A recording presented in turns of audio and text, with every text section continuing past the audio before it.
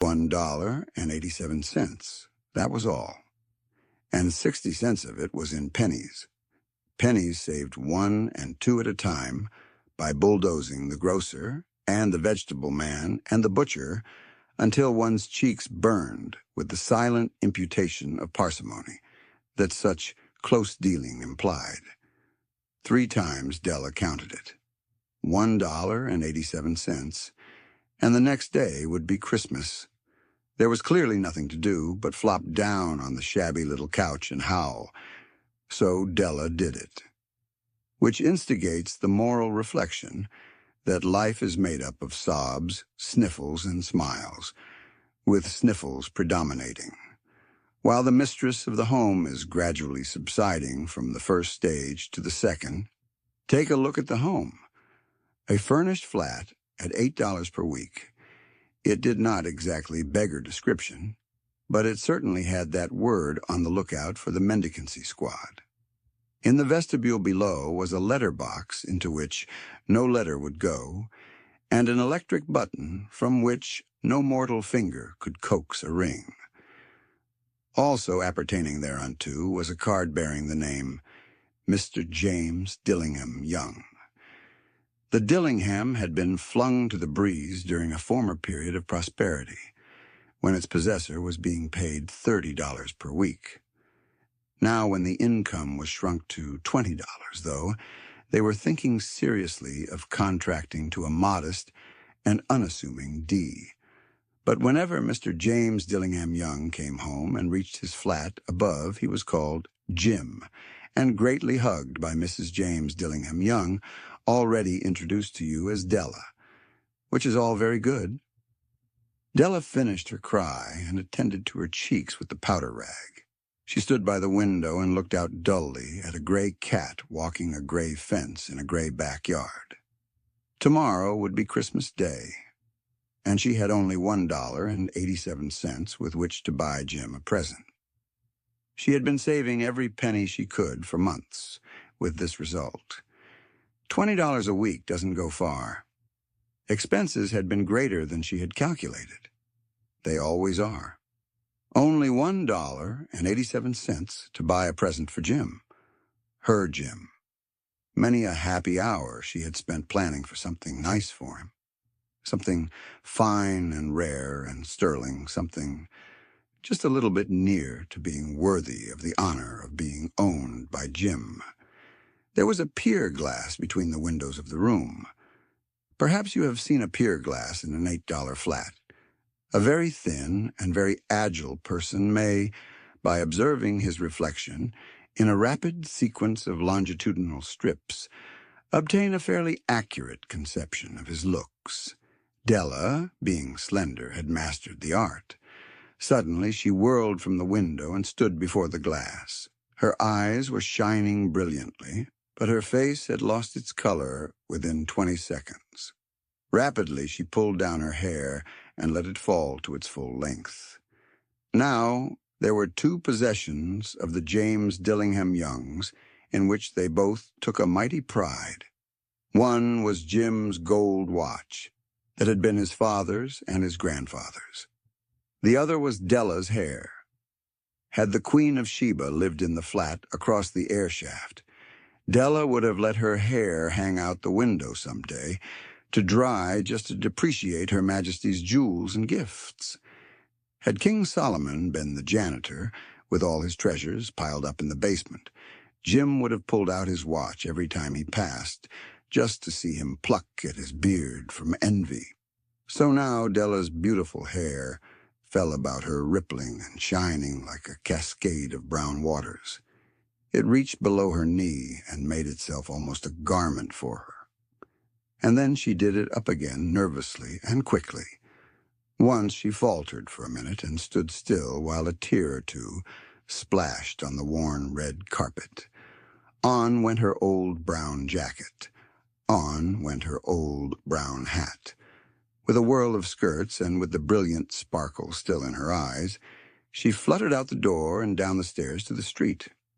Where she stopped, the sign read, Madame Sophronie, hair goods of all kinds. One flight up, Della ran and collected herself, panting. Madame, large, too white, chilly, hardly looked the sophronie. "Will you buy my hair?" asked Della. "I buy hair," said Madame. "Take your hat off and let's have a sight at the looks of it." Down rippled the brown cascade. "$20, said Madame, lifting the mass with a practiced hand. "Give it to me quick," said Della. Oh, and the next 2 hours tripped by on rosy wings. Forget the hashed metaphor. She was ransacking the stores for Jim's present. She found it at last. It surely had been made for Jim and no one else. There was no other like it in any of the stores, and she had turned all of them inside out. It was a platinum fob chain, simple and chaste in design, properly proclaiming its value by substance alone, and not by meretricious ornamentation, as all good things should do. It was even worthy of the watch. As soon as she saw it, she knew that it must be Jim's. It was like him. Quietness and value, the description, applied to both. $21 they took from her for it, and she hurried home with the 87 cents. With that chain on his watch, Jim might be properly anxious about the time in any company. Grand as the watch was, he sometimes looked at it on the sly on account of the old leather strap that he used in place of a chain. When Della reached home, her intoxication gave way a little to prudence and reason. She got out her curling irons and lighted the gas, and went to work repairing the ravages made by generosity, added to love, which is always a tremendous task, dear friends, a mammoth task. Within 40 minutes, her head was covered with tiny, close-lying curls that made her look wonderfully like a truant schoolboy. She looked at her reflection in the mirror long, carefully, and critically. "If Jim doesn't kill me," she said to herself, "before he takes a second look at me, he'll say I look like a Coney Island chorus girl. But what could I do? Oh, what could I do with $1.87? At 7 o'clock, the coffee was made, and the frying pan was on the back of the stove, hot and ready to cook the chops. Jim was never late. Della doubled the fob chain in her hand and sat on the corner of the table near the door that he always entered. Then she heard his step on the stair away down on the first flight, and she turned white for just a moment. She had a habit of saying a little silent prayer about the simplest everyday things, and now she whispered, "Please God, make him think I am still pretty." The door opened and Jim stepped in and closed it. He looked thin and very serious. Poor fellow, he was only 22, and to be burdened with a family. He needed a new overcoat, and he was without gloves. Jim stopped inside the door as immovable as a setter at the scent of quail.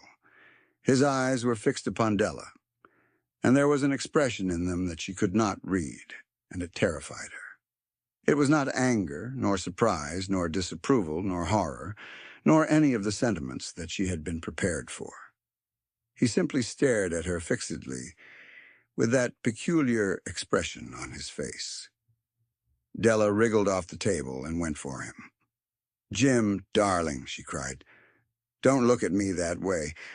I had my hair cut off and sold because I couldn't have lived through Christmas without giving you a present. It'll grow out again, you won't mind, will you? I just had to do it. My hair grows awfully fast. Say Merry Christmas. Jim, and let's be happy. You don't know what a beautiful, nice gift I've got for you." "You've cut off your hair?" asked Jim laboriously, as if he had not arrived at that patent fact yet, even after the hardest mental labor. "Cut it off and sold it," said Della. "Don't you like me just as well, anyhow? I'm me without my hair, ain't I?" Jim looked about the room curiously. "You say your hair is gone?" he said, with an air almost of idiocy. "You needn't look for it," said Della. "It's sold. I tell you, sold and gone, too. It's Christmas Eve, boy. Be good to me, for it went for you. Maybe the hairs of my head were numbered, she went on with sudden serious sweetness. But nobody could ever count my love for you. Shall I put the chops on, Jim? Out of his trance, Jim seemed quickly to wake. He unfolded his Della. For 10 seconds, let us regard with discreet scrutiny some inconsequential object in the other direction. $8 a week or $1 million a year, what is the difference? A mathematician or a wit would give you the wrong answer. The Magi brought valuable gifts, but that was not among them. This dark assertion will be illuminated later on. Jim drew a package from his overcoat pocket and threw it upon the table. Don't make any mistake, Dell, he said, about me. I don't think there's anything in the way of a haircut or a shave or a shampoo that could make me like my girl any less. But if you'll unwrap that package, you may see why you had me going a while at first. White fingers and nimble tore at the string and paper, and then an ecstatic scream of joy, and then, alas, a quick feminine change to hysterical tears and wails, necessitating the immediate employment of all the comforting powers of the Lord of the Flat. For there lay the combs, the set of combs, side and back, that Della had worshipped long in a Broadway window. Beautiful combs, pure tortoise shell, with jeweled rims just the shade to wear in the beautiful vanished hair.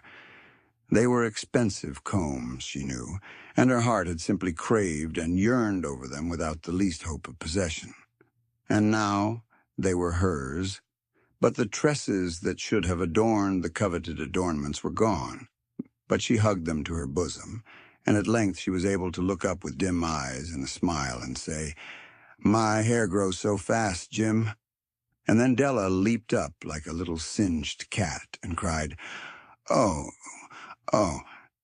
Jim had not yet seen his beautiful present.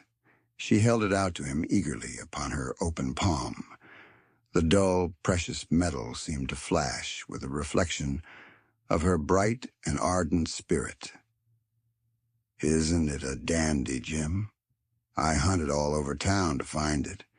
You'll have to look at the time 100 times a day now. Give me your watch. I want to see how it looks on it." Instead of obeying, Jim tumbled down on the couch and put his hands under the back of his head and smiled. "Dell," said he, "let's put our Christmas presents away and keep 'em a while. They're too nice to use just at present. I sold the watch to get the money to buy your combs, and now suppose you put the chops on. The Magi, as you know, were wise men, wonderfully wise men, who brought gifts to the babe in the manger. They invented the art of giving Christmas presents. Being wise, their gifts were no doubt wise ones, possibly bearing the privilege of exchange in case of duplication. And here I have lamely related to you the uneventful chronicle of 2 foolish children in a flat who most unwisely sacrificed for each other the greatest treasures of their house. But in a last word to the wise of these days, let it be said that of all who give gifts, these 2 were the wisest. Of all who give and receive gifts, such as they are wisest. Everywhere they are wisest. They are the Magi.